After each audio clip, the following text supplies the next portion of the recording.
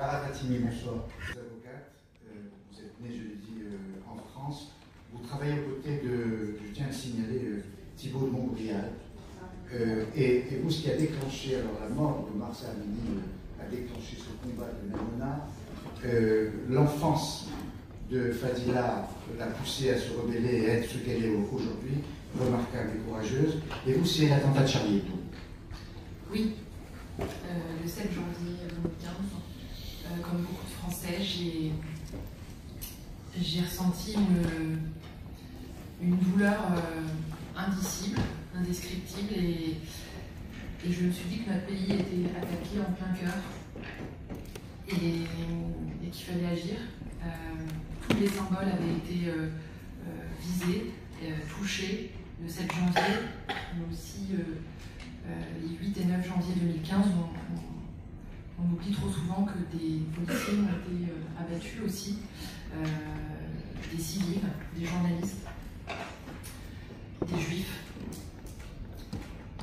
Et ça a été le début d'une prise de conscience. Et cette prise de conscience, vos parents vous ont aidé à l'avoir. Une éducation très intéressante, si vous me permettez de vous poser la question, parce qu'on en a déjà parlé. Mère, de quelle origine? Catholique. Père, musulman. chirurgien dentiste, dans une petite ville de France. Oui. Et grand-père? Alors, arrière-grand-père, gendarme. Arrière-grand-père, gendarme. Et donc, ils vous ont donné une éducation politique, avec cette prise de conscience politique qui fait qu'à l'âge de 10 ans, 12, 13 ans, vous aviez déjà cette conscience politique, avec ce regard tolérant sur le monde, ce regard fraternel sur le monde, et cette cohabitation avec d'autres personnes d'origine différente. C'est cette éducation qui vous a aidé à être ce que vous avez aujourd'hui. Oui, j'ai eu la chance d'avoir des parents laïcs convaincus, sans adjectif après laïcité, c'est important de le rappeler.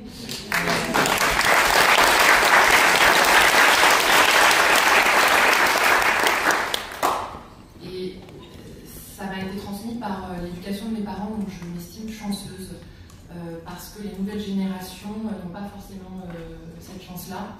Et je remarque que à mon époque, et à l'époque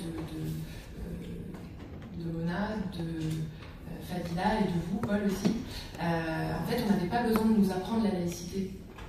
C'était inné, c'était évident, les guerres de religion, on les apprenait en histoire. Donc on savait le danger que ça représentait de ne pas maintenir cette digue universaliste. Donc j'ai eu la chance, moi, d'avoir cette éducation qui, effectivement, a été le socle des combats que je mène maintenant en tant que citoyenne, mais aussi en tant qu'avocat. Et ces combats, on va en avoir une idée précise, maître, puisque vous défendez des dossiers très précis. On va commencer, on voit à quel point l'islamisme s'est infiltré partout. On va commencer par ce qui est sans doute le plus important à nos yeux, l'éducation et le monde de l'enseignement. Donc là, vous avez un dossier précis. Allez-y, vous pouvez en parler. Une directrice d'école. Alors, j'ai l'honneur de défendre avec Thibault de Montbrial un réseau d'écoles d'enseignement supérieur privé. Je précise parce que l'enseignement primaire, on le sait en France, est pour l'instant protégé par la loi de 2004. C'est-à-dire qu'on ne peut pas arborer de signes religieux à l'école primaire, au collège, au lycée.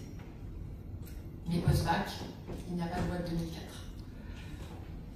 Et la genèse de ce dossier, c'est que un directeur d'école a pris la décision, face à la montée justement des revendications religieuses et des ports du voile, de la baya, de modifier son règlement intérieur et d'interdire tous les signes religieux.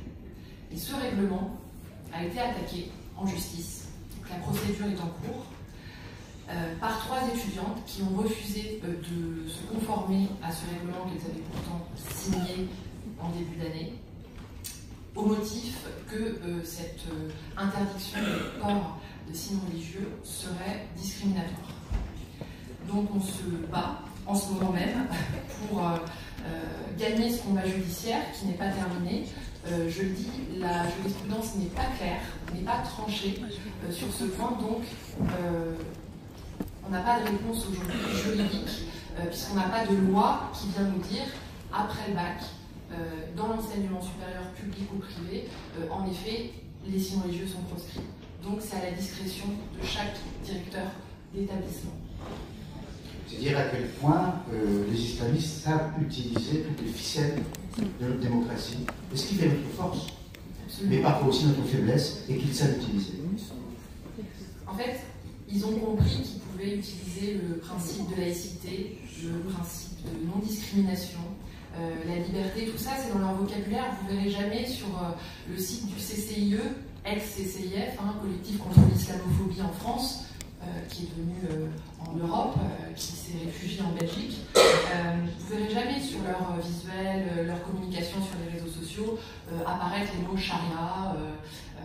C'est toujours de pauvres jeunes femmes, étudiantes, apprenties, travailleuses, qui ont maille à partir avec leurs employeurs, avec leurs directeurs d'école, parce qu'elles ne peuvent pas porter le voile, ou elles ont des difficultés à pratiquer leur religion. Et donc c'est toujours présenté sous ce prisme de victimisation. Ils ont un cycle qu'on connaît bien maintenant, c'est toujours provocation, donc coup de boutoir sur les règles communes. On l'a vécu avec le voile à Creil en 89, vous vous en souvenez. On l'a vécu en 2023 avec la baya. La réponse a été ferme, et d'ailleurs, quand la réponse est ferme, on le voit bien, il y a eu quelques secousses, mais le nombre d'incidents a été résiduel par rapport à ce qu'on avait présenté dans les médias et ce que certains politiques d'extrême gauche avaient présenté comme une mesure islamophobe. Donc oui, ils connaissent le système, ils savent s'en servir, mais le droit ne peut pas tout. Le droit ne peut pas tout, et en tout cas, quand il y a un vide juridique, soit il faut le remplir, et on y viendra, soit il faut du courage. Et j'ai la chance d'avoir en effet des clients, ces directeurs d'établissement qui en ont. Alors un autre sujet intéressant, pas loin d'ici, dans le 5e arrondissement, la grande mosquée de Paris, avec un son qui parvient parfois jusqu'au riverain. Vous pouvez nous en parler? Oui. La situation du quartier des riverains de la grande mosquée de Paris, c'est que ils ont dû se constituer un comité de riverains devant les autorités, mairie, préfecture, pour dénoncer les multiples incivilités qu'ils subissent. Là encore, je représente avec Thibaut de Montréal ce comité qui m'a donné l'autorisation d'en parler. Et ce qui s'est passé, c'est qu'au moment du Covid, l'attention était quand même portée sur le risque sanitaire. S'est instauré progressivement à partir de 2020 des habitudes comme le fait de faire ses ablutions dans le square qui est à proximité immédiate de la mosquée. Donc le square était littéralement privatisé et les riverains ne pouvaient pas en bénéficier. Donc on n'a plus le droit de fumer dans les squares, ce qui est bien, mais on aurait le droit d'aller prier dans ces squares pour enfants. C'est ce qui s'est passé. Il y a également eu des nuisances sonores de plus en plus importantes, puisque l'appel à la prière le vendredi. Pardonnez-moi, cette photo est prise où? Elle est à Paris? Non. Oui. Paris? Oui. Non, il suffit de partir à Ivry le vendredi. Je vous ai interrompu là.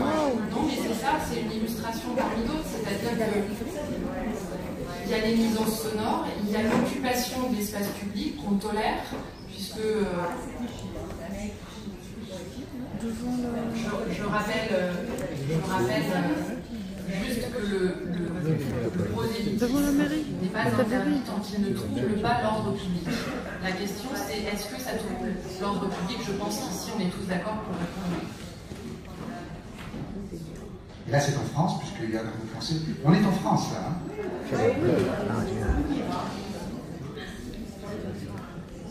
Quand on voit c'est signalé, tout ce qu'on voit, tout ce qu'on entend, c'est signé dans un rapport récent qui a été remis au gouvernement, qui a d'ailleurs valu une réunion à l'Élysée. Le chef de l'État a demandé au ministre de revoir la copie, donc on attend de voir ce que les auteurs du rapport vont faire, ce que les ministres vont en faire. Donc, vous l'avez lu, j'imagine, Lara? Oui. Alors, vous en pensez quoi? Déjà de ce rapport, du constat qu'il fait, est-ce qu'il dit vrai? Est-ce que les auteurs ont raison d'être alarmés par...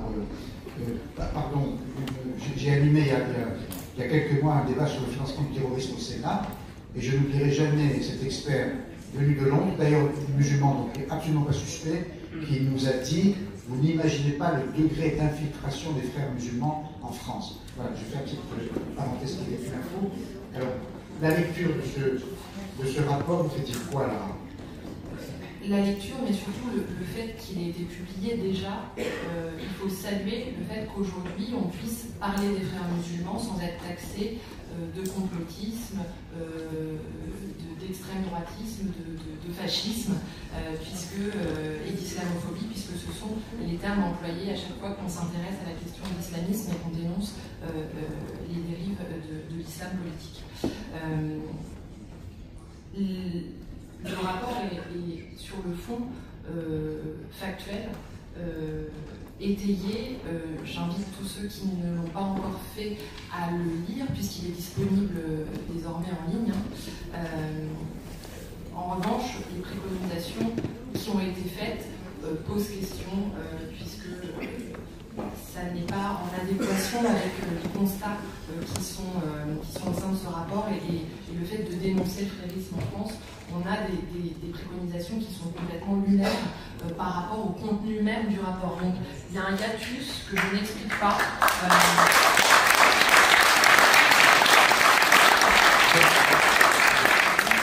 Le fait de reconnaître par exemple l'État palestinien ou de développer l'apprentissage de l'arabe comme solution apportée à la montée de l'islamisme en France, et notamment par le biais des frères musulmans. Les frères musulmans ne sont pas tout, c'est pas l'alpha et l'oméga de l'islamisme, mais c'est une partie du problème. Et une fois qu'on l'a identifié, on sait quelles mosquées posent problème, quelles associations posent problème. Répondre par ces mesures-là, c'est absolument lunaire. Mais en tout cas, je salue quand même le fait que ce rapport existe et ait été diffusé. C'est une avancée qu'on attendait depuis longtemps et que beaucoup dénoncent depuis maintenant, c'est pas 10 ans, 20 ans, c'est 40 ans qu'on alerte sur l'islamisme. Donc, je salue le fait que ce rapport soit enfin entre les mains des décideurs et des citoyens. D'ailleurs, je citerai simplement l'islamologue Razika Adnani, qui a fait une interview au Figaro, je ne sais pas si vous avez le temps de la lire, remarquable, et qui elle-même est très surprise par ces préconisations, très très surprise, et qui dit qu'il faut cesser de parler de l'islam politique. L'islam porte en lui une dimension politique. Donc, elle estime que ce rapport ne va pas assez loin, et estime d'ailleurs qu'on a tort de se focaliser uniquement sur les frères musulmans. Il y a d'autres composantes qui font que l'islamisme entre, comme vous l'avez dit, partout, y compris d'ailleurs, c'est ce que vous m'aviez confié un jour, j'étais moi-même très surpris, dans votre monde avant, dans votre profession. Oui. Chez les avocats, j'ai été très surprise quand j'ai commencé à exercer, de m'apercevoir qu'il n'y avait pas de règle générale qui interdisait les signes religieux chez les avocats, avec le port de la robe. Normalement, le port de la robe exclut tout autre signe. Or, c'était à la discrétion, là encore, de chaque barreau, le barreau de Paris, le barreau de Lyon, le barreau de Lille, etc. Et donc, j'ai alerté avec d'autres confrères notre instance nationale sur le fait qu'il était absolument nécessaire de légiférer, puisque nous étions amenés à faire face à des incidents en audience. Et donc, on aurait laissé les présidents d'audience, les magistrats, gérer le port du voile dans l'enceinte judiciaire, ce qui était évidemment inenvisageable. Merci beaucoup, Lara.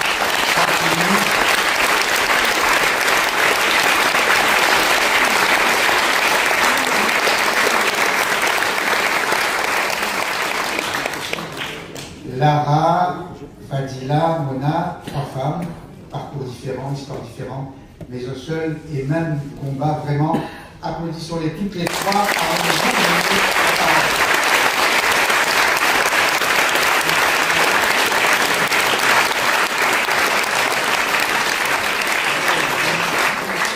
Voilà, maintenant je passe à pour vous et nos trois invités, mais auparavant, je poserai volontiers une question à Marc Medenberg. Constance Legris vous a rendu hommage mérité tout à l'heure, parce que vous êtes à l'origine de cette initiative, alors vous êtes soignant, vous n'êtes pas journaliste, vous n'êtes pas politologue. Pourquoi cette initiative, Marc? Merci. On vous entend.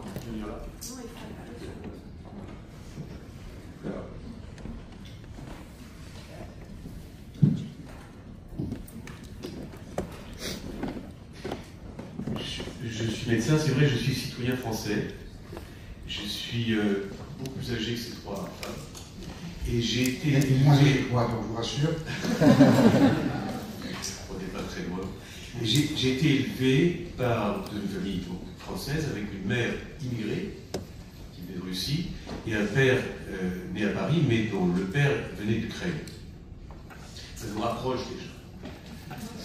La deuxième chose qui nous rapproche, c'est que j'ai été élevé dans l'amour de la République, de la France, de la laïcité, de l'école. Probablement tous les gens qui sont là savent de quoi on parle. Et jamais, quand j'avais 20 ans, 17, 18 ans, quand je suis rentré en médecine, jamais j'aurais pu imaginer me retrouver un jour, d'abord à cette tribune, parce que c'est vraiment pas un pour moi, mais surtout entouré de 4 personnes, dont 3 ici reçoivent des menaces de mort pour Fadila Maroufi, qui n'est pas protégée par l'État belge, menaces de mort pour Mona, menaces pour Paul Amar. Tout ça parce que ces gens-là défendent la laïcité. Et pourquoi une conférence? Enfin, pourquoi cette initiative? Moi, ce qui m'a marqué, bien sûr, tous les événements qui ont été décrits m'ont marqué comme vous tous. Et je me souviens de l'arrivée de Khomeini et j'étais absolument sidéré par cet incroyable pont aérien qu'on lui a donné. Mais ce qui m'a marqué, c'est un événement beaucoup plus récent. C'est le procès Samuel Paty. Le procès des assassins, des complices des assassins de Samuel Paty. Je l'ai beaucoup suivi. D'autres personnes ici étaient là, je peux rendre hommage à Sam Atlan, à Olivier Raffet, des gens qui sont des citoyens comme moi. Et il y avait dans l'assassinat de Samuel Paty le symbole du symbole, c'est-à-dire on tuait l'école, on tuait un professeur avec une violence absolument inouïe, et en l'espace de 15 jours, tout a été réglé. Et on a vu dans ce procès le mécanisme incroyable qui part d'une fake news, qui passe sur les réseaux sociaux, qui est récupéré par des frères musulmans, des islamistes radicaux, qui met en branle le système parce que c'est facile de mettre en branle. On avait vu déjà Mohamed Merah et d'autres, et 15 jours après, assassinat par décapitation de ce professeur. Donc c'est ça qui m'a... Je me suis dit, mais là, je suis juste chirurgien, juste urologue, mais je suis citoyen avant tout, et peut-être que si nos députés et nos sénateurs et nos gouvernements, ils n'y arrivent pas tout seuls, ils ont besoin des citoyens. Et voilà.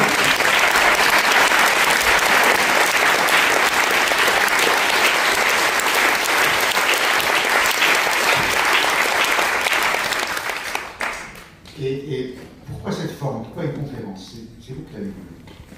C'est vrai qu'il y a des conférences, il y en a des centaines tout le temps, et on passe son temps à faire des conférennes et essayer de réveiller les gens. Mais quoi finalement? Il y a... Pour reprendre ce que dit par exemple Pierre-André Taguieff, qui décrit bien avec tellement d'arguments cette lutte incroyable de civilisation, parce que on est en plein dedans en réalité. On a une guerre, on est face à une guerre. Alors, soit la guerre, ça veut dire qu'il y a des armes. On fait la guerre avec des armes. Mais moi, je ne sais pas faire la guerre avec des armes. Et puis je crois encore en la démocratie, je crois encore en la parole, je crois encore aux mots. On sait que les mots peuvent véhiculer des saloperies ou des choses formidables. On sait aussi que le dialogue, pour reprendre ce que dit Georges Bensoussan, que j'aime beaucoup citer, ça fait 30 ans qu'il alerte sur ce qui se passe. Il y a le dialogue, le débat intellectuel qu'on va avoir dans 2 minutes dès que j'aurai fini d'emboliser le micro. ce débat intellectuel, c'est ce qui oppose le vrai et le faux. Il y a ce qui est vrai pour les uns, faux pour les autres, et voilà. Et ce débat se tient. Mais ce débat intellectuel, il a tendance à être remplacé aujourd'hui par le débat moraliste. Le débat moraliste, c'est le bien et le mal. Mais derrière le bien et le mal, donc soit vous êtes dans le bien, ça va, mais si vous êtes dans le mal, ça ne va plus. Mais derrière ce débat moraliste, c'est du bien et du mal, il y a la notion du religieux. Le religieux qui exclut, le religieux qui tue, qui excommunie avant, qui condamne, tel que ça nous a été décrit très remarquablement par Mona, par Lara et par Fadila. Donc, il m'a semblé que peut-être, encore une fois, on pouvait faire une conférence, mais on n'a plus beaucoup de temps pour les conférences.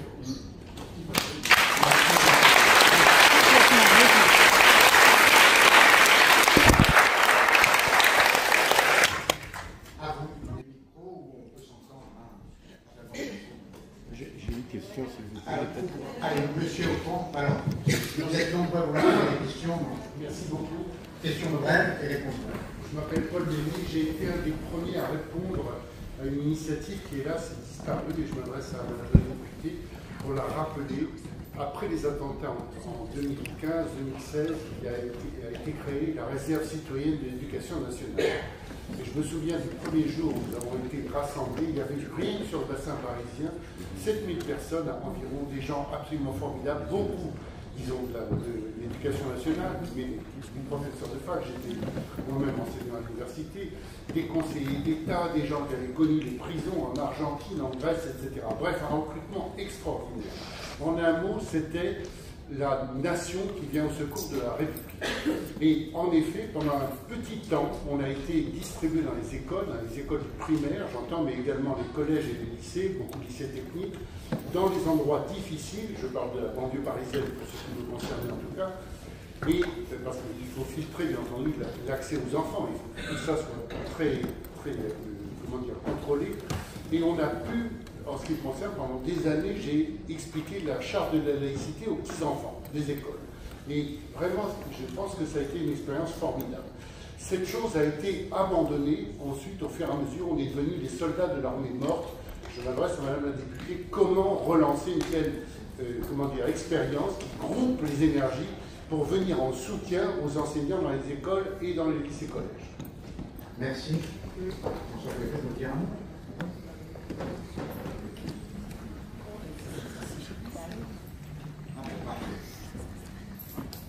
Alors oui, j'entends que je suis interpellée, bonsoir monsieur, sur la réserve citoyenne. J'avoue mon ignorance quant aux modalités de mise en place, de fonctionnement ou de non-fonctionnement de la réserve citoyenne de l'éducation nationale. Je préfère dire les choses très franchement. Je ne suis pas une grande spécialiste de l'appareil de l'éducation nationale français et je vais m'enquérir auprès de la ministre Elisabeth Borne et auprès d'autres personnalités susceptibles de me dire ce qu'il en est. Mais effectivement, j'entends l'appel que vous lancez et l'intérêt de voir comment effectivement accompagner, avoir les forces d'appui et le soutien. Nous demandons beaucoup à l'éducation nationale, à juste titre. Nous demandons beaucoup à l'éducation, de manière générale. Nous demandons beaucoup à nos enseignants. Les vocations viennent à manquer dans le système éducatif français. On essaie de se poser les bonnes questions et de savoir pourquoi il y a un manque de vocation. Mais nous demandons beaucoup, ça peut également peut-être expliquer à quel point les pressions et la demande sociétale étant forte, un certain nombre de gens se sentent moins en capacité de pouvoir affronter toutes ces missions, mais elles sont pourtant absolument essentielles. Donc à nous de trouver comment à la fois susciter les vocations, mieux considérer et mieux rémunérer nos enseignants certainement, et puis les former et les accompagner tout au long de leur exercice professionnel pour qu'ils soient à la hauteur des attentes que la République française met en œuvre.